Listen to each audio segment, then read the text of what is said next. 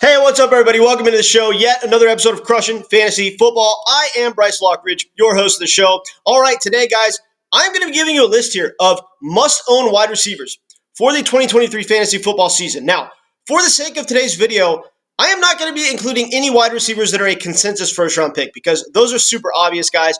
I'm going to be talking to you about guys that you might be kind of on the fence about, but I think have tremendous value in the draft. So I'm going to start right here with the very first player on my list, and that is DJ Moore. Now, DJ Moore, as we know, has true wide receiver one talent. Okay, we're looking at a guy who runs a 4.4 40. He's 6 foot, 210 pounds of rock solid muscle. This dude is a tremendous athlete, and he has the potential to be a very good wide receiver in the NFL. But he just hasn't really had anyone to throw him the ball yet. He's played in his entire career on a Panthers offense that is just not good at all. And so now we transfer him over to the Bears offense, and we give him Justin Fields to sling him the rock. We know that Justin Fields has a rocket arm. He has one of the strongest arms and one of the best, most accurate deep balls in the entire NFL. He has the ability to, absolutely run an offense and make an offense good pretty much single-handedly. I mean, we saw it last year with the Bears. Despite having almost no wide receivers and absolutely terrible offensive line play, with just his legs alone, he was able to make the offense good. So the efficiency of the Bears offense should be improved this year with Justin Fields starting the season as the quarterback. We know that they're going to bolster up the offensive line over the offseason. And so DJ Moore is going to be the number one wide receiver in an offense that might actually be pretty decent this coming season. And he has a serious quarterback upgrade from what he's ever had. So considering the awesome athletic intangibles and the upgrade at quarterback and the fact that he's probably going to play in a far more efficient offense than he's ever been in, I like DJ Moore to absolutely explode this year. We're going to see how good of a wide receiver this guy is when he's actually in an offense that has some ability and when he actually has a quarterback that can throw him the ball. So I love DJ Moore this coming season. You need to get your hands on this guy. He's going as like the 25th wide receiver off the board. He's an absolute steal. Get this guy on your fantasy team. Next player on my list is going to be Calvin Ridley. Now, Calvin Ridley, guys, his last full season, 1,300 plus receiving yards, 90 receptions on 143 targets. He led the league in deep targets, and he was second in the league in red zone targets in his last full season. So, we know that teams love to throw Calvin Ridley the ball in the end zone or in the red zone due to his awesome contested catch abilities. We know that due to his speed and ability to get open downfield, he's good at catching deep balls. So, combine that with the fact that he's now going over to an offense where he's going to be playing with a by far better quarterback than he's ever had in his career as well. I mean, no offense to Matt Ryan, but a late career Matt Ryan is not the same as a third-year Trevor Lawrence. Now, obviously, Matt Ryan was very good in his career, but, for Calvin Ridley's career on the Falcons, Matt Ryan was already at the back half of his career. So a third-year Trevor Lawrence is going to be by far the best quarterback that Calvin Ridley has ever had.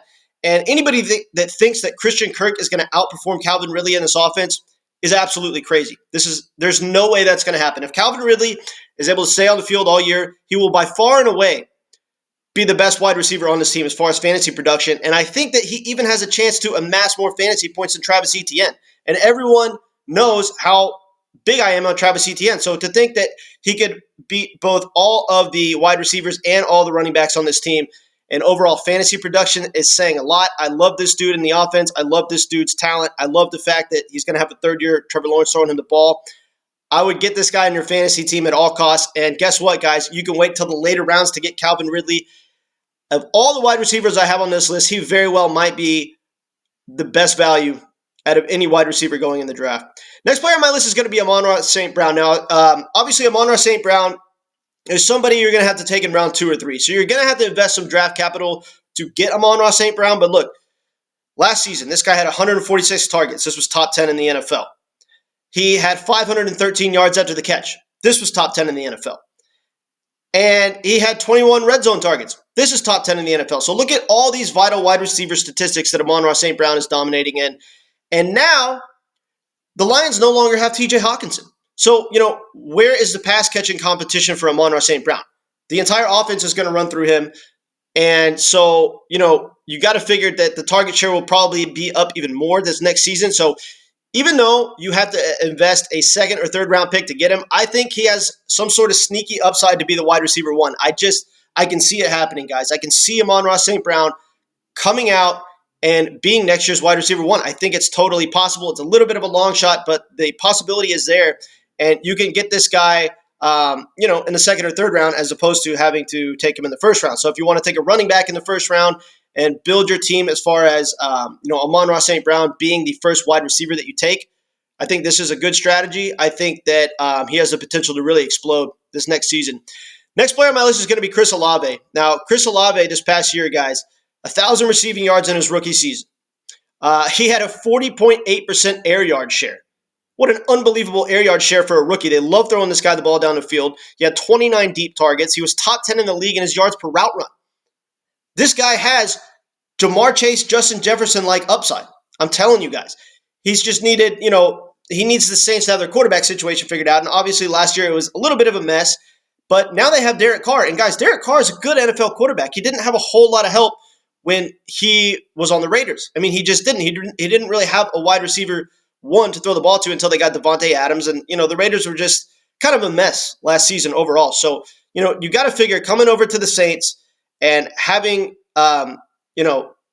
Chris Olave to throw the ball to. Derek Carr is going to put up some pretty good numbers. He's going to be a consistent, reliable quarterback that can actually throw the deep ball with some consistency to Chris Olave. And so considering the fact that Chris Olave thrives on the deep ball due to his talent and big playability and speed and ability to get open downfield, you've got to love him in this offense. I think that he's going to have that sophomore breakout that we see with a lot of wide receivers.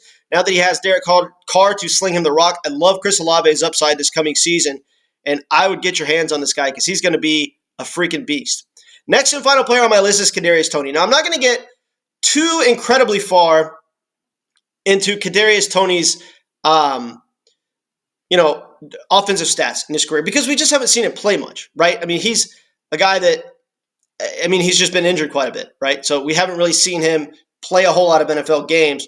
And, we only saw a small sample size on the Chiefs this last season. So, we're kind of taking a slight shot in the dark here at Kadarius Toney, but if you watch this guy play, just based on the eye test, I do not need any stats to tell me how good of a wide receiver this guy is. He is absolutely electric. I mean, literally just watch film on this dude.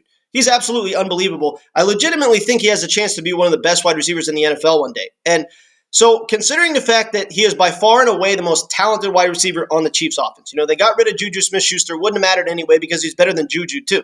But he's by far and away the most talented wide receiver on the Chiefs. So even though the Chiefs like to spread the ball around, you got to figure that Kadarius Toney has touchdown upside due to being in such a good offense. We know that he has awesome big playability due to his tremendous yard after the catch abilities and his ability to get open downfield, and he has the best quarterback in the league to sling him the rock. I love Kadarius Toney because of all these things this coming season. Look for him to absolutely explode in this Chiefs offense. I think he's going to have a huge breakout year. Will he put up wide receiver one numbers?